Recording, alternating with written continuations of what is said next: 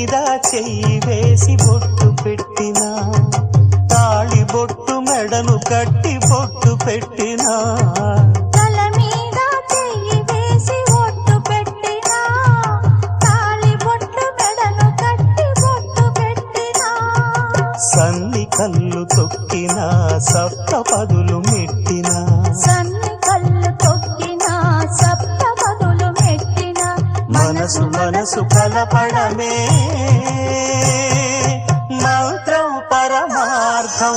శ్రీరస్తు శుభమస్తు, శ్రీరస్తు శుభమస్తు. శ్రీకారం చుట్టుకుంది పెళ్లి పుస్తకం, ఇక ఆకారం దాచుతుంది స్వర్గ